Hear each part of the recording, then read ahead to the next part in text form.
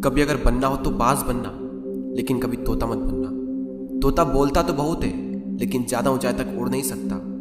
बाज बोलता बहुत कम है, लेकिन सबसे ऊंचाई पर उड़ता है, और बाकी पंछियों का राजा होता है एक बाज। आज मैं आपको 5 ऐसे पॉइंट्स बताऊंगा जो कि हर इंसान को बाज से सीखना चाहिए, और लाइफ की बहुत बड़ी लर्निंग है इन 5 पॉइंट्स में।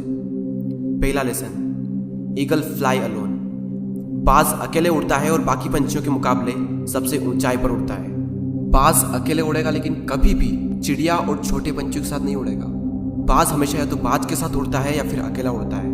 और इस समय यह सीख मिलती है कि छोटी सोच वाले लोगों से हमेशा दूर रहें और अकेले रहो, क्योंकि यही वो समय है जब खुद को जानने का असली मौका मिलता है।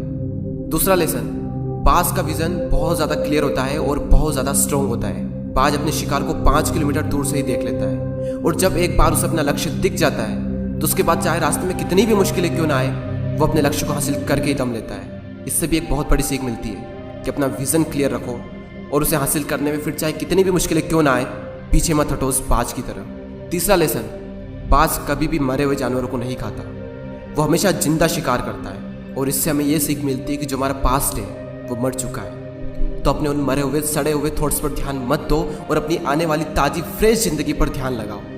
अपने पास्ट की पुरानी यादें जो तुम्हें तंग करती है उन्हें वहीं रहने दो जहां पर उसकी जगह है, और तुम्हारे पास्ट की जगह है तुम्हारे पास्ट में, उसे वर्तमान में जगह मत दो। क्योंकि एक बार अगर तुम्हारा पास्ट तुम्हारे प्रेजेंट में आ गया तो तुम्हारा पास्ट तुम्हें कभी प्रेजेंट में नहीं रहने देगा। पास्ट में तुम्हारे साथ कितना भी बुरा क्यों ना हुआ हो, वो सब यादें, वो सब थॉट्स मर चुके हैं, और उस बाज की तरह बनो जो कभी भी मरी हुई चीजों को नहीं खाता। चौथा लेसन, जब आंधी तूफान आते हैं तो बाज बहुत ज़्यादा एक्साइटेड हो जाता है।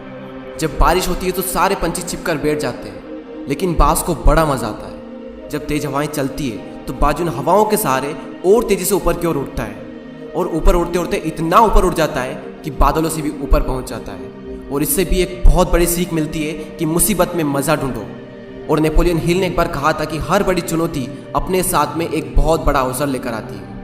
तो उस बाज की तरह तुम भी अपने अवसर को पहचानो, और जिस दिन तुमने अवसरों को पहचान लिया तो सारी मुश्किलें तुम्हारे नीचे होगी और तुम उन मुश्किलों के ऊपर होगे।